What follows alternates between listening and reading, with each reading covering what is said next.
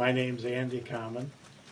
I grew up about 3 blocks from here mostly, and started my career in printmaking about 4 blocks from here. I'm just a craftsman that I like doing my trade and learned it at an early age and just always enjoyed it. I've always said I had one book in me, just like Harper Lee and To Kill a Mockingbird. That's all I have is one book. But about 100 pages had to get cut out of this book.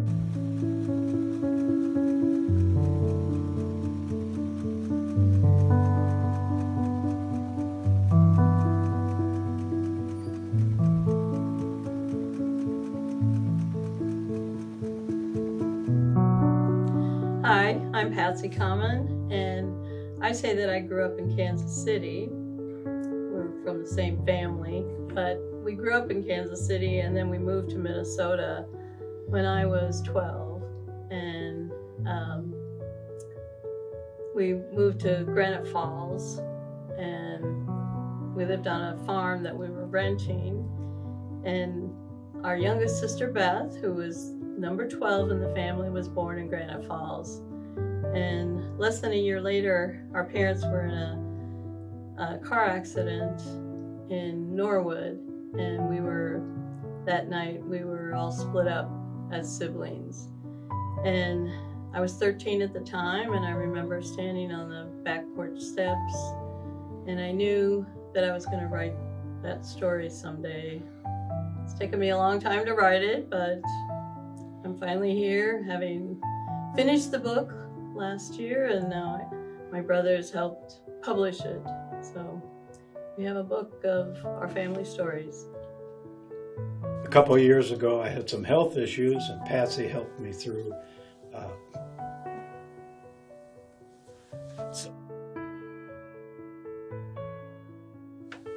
And she kept talking, kept bringing all these chapters to read. And some of it I didn't remember, a lot of it I didn't remember, but she kept talking about this book that she's been writing. And I kept saying, God, you've been writing it for 20 years, let's get on with it. So after being in the hospital for a while, I just kept thinking, well, maybe I could help do something. And so we went to Kentucky, and she was able to record her first chapter of the book, which was kind of fun. And then I thought, well, from there she'll finish the book and keep going. And being a printer, I've worked with deadlines for 55 years. And when you have the deadline, you have to back up everything. And she just kept saying, well, I'm looking for, I'm not done yet. I got to get a publisher, So that's kind of how it came about. One night I woke up and thought, well, I've worked in the printing industry with a bunch of people, and I've had the opportunity to print a cover for a book, so I know about bookmaking. And called her up and said, we should do this book and publish it, self-publish it. So what did you think when I called you that early morning? When you called me that morning, I was actually in my car, and I had to pull over in a parking lot because I was just so overcome that all of a sudden I thought this is really going to happen. And it had just been always out in the future, and it took a deadline for me to actually finish writing, which happened the summer before. One of my high school classmates gave me a deadline, and I did it, but I hadn't totally finished putting it all together. And Rosemary had called, and she wanted to feature Andy here at the Cultural Center for July. And Rosemary had heard me read one of my stories and asked if I would read a story.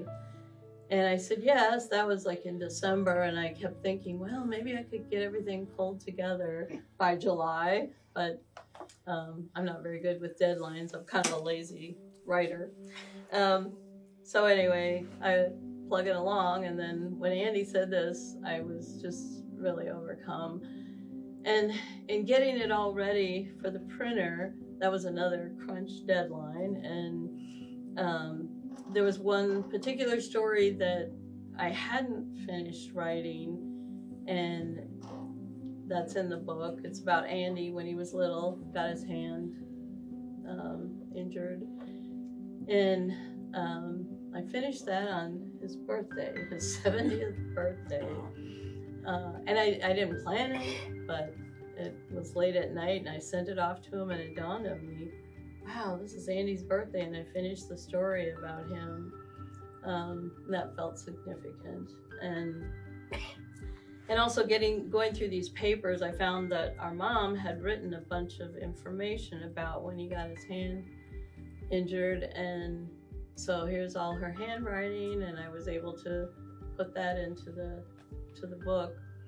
And along with that, I discovered, and then it reminded me, when Mom was on her deathbed, she pointed to Andy. She couldn't talk. She pointed to Andy and wrote Andy's name and wrote printer. And she wrote my name and wrote book. And then she put an arrow between the two. And she looked at both of us, and of course we were crying and everything. But I had totally forgotten about that until just a month ago. Years ago, I had written about what happened the day of the accident when we all got split up as kids and sent to foster homes. And the aftermath of that has always been weighing on my shoulders of how to write 12 different stories, because all 12 of us were in different places. And the youngest one was only 8 months old, so, and you know, we didn't know what happened to all of us during this time. And to sit down and write all that took me many, many years, and I finally did it. And the synchronicity of how it's come together is amazing, and I got that big word in there. So, but yeah, that's how it happened, and I enjoy working with artists. And so when Patsy called me and said Rosemary wanted me to do a show, and Rosemary kept saying artist, and it's like, I'm just a craftsman that I like doing my trade and learned it at an early age and just always enjoyed it. All the type is hand set. I have over 225 drawers of different sizes and fonts of type to choose from. So a lot of the time spent in doing a job is picking the right size and style of type for a particular job.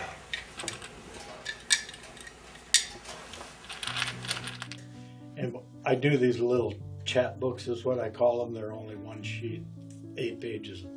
And I've been doing those for almost 7 or 8 years, and I've done 20 or 30 of them. And so that's what I did. I took one of Jim's chapters as I was reading about some of his escapades with the twins, and I condensed one into a little book and sent it to him. And Patsy sent me something that Carl had written, and we found it really compelling. And so I did a little book for Carl, and then we give these little books out at book readings. So that's how it started. And Jim has a little book, Carl has a little book, Patsy had a little book, now she's got a big book. Some of the stuff that she was sending me I had never read before, and had to absorb some of that as we're working together. And so that's my part of it, and I hope people enjoy the book.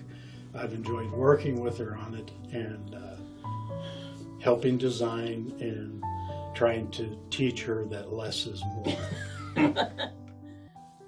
I like working with all of it. I mean, because you never know what a project's going to be, and so people will ask me a question.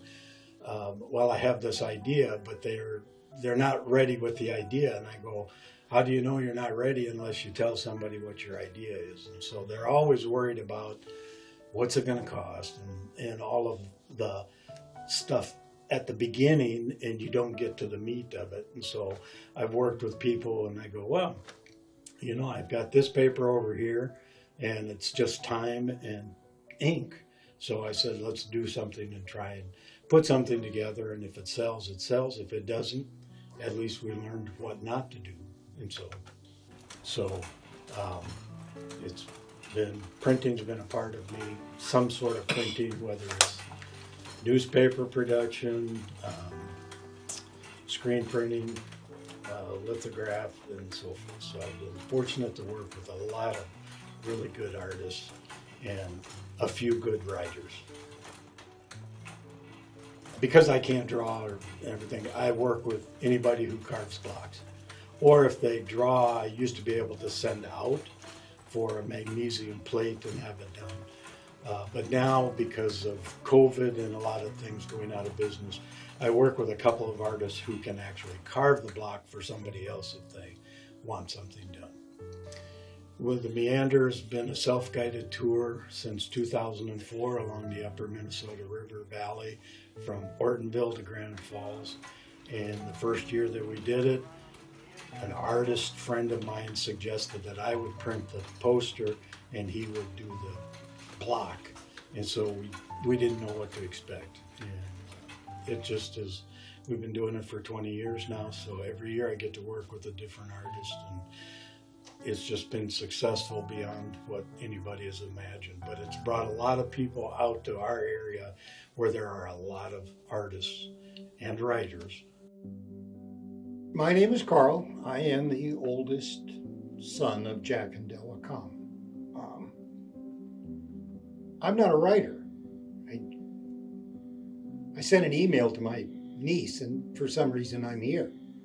And I thought we were out here kind of to celebrate the craftsmanship that Andy does.